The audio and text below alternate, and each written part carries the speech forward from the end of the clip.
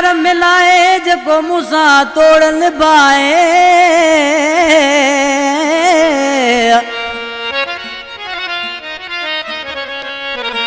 ओ गड घुमी दुश्मन सब जलाए।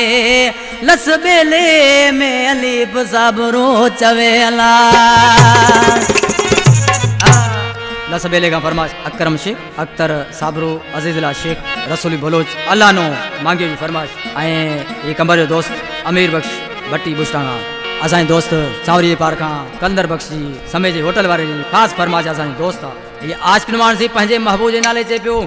ओ एड़ो को सोनो मिले रे दिल जे बदले दिल दिए। एड़ो को सोनो मिले रे दिल जे बदले दिल दिए। दिल जे बदले दिल दिए। सारी हयाती मूसा गड हुजे वो दिल जे बदले दिल दिए। सारी हयाती गड हुजे एड़ो को सोनो मिले वो दिल जे बदले दिल दिए।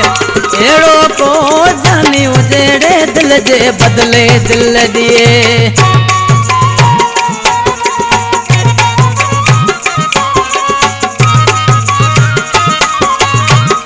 बाबू जानिया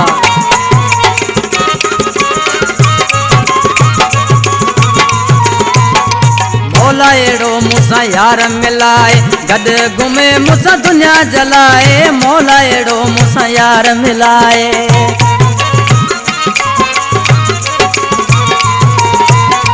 मौला एड़ो मूसा यार मिलाए।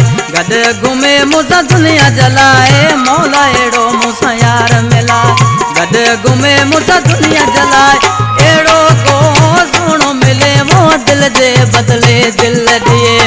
एड़ो को सोनो जे वो दिल जे बदले दिल दिए।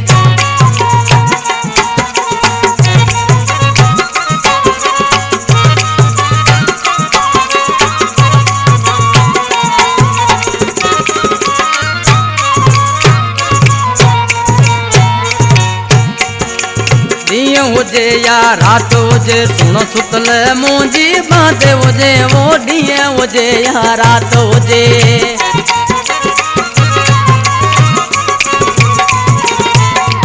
ॾींहुं हुजे या रात हुजे सुतल सुनो मुंजी बांधे हुजे वो ॾींहुं हुजे या रात हुजे सुतल जानी मुंजी बांधे हुजे। एड़ो को सोनो मिले वो दिल जे बदले दिल दिए।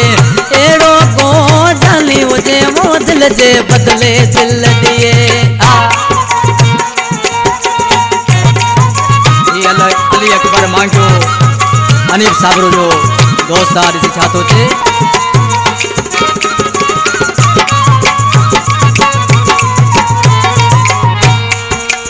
अली अकबर मांगो चे दोस्त बिना मुझे नथी सरे वो। अली अकबर मांगो चे।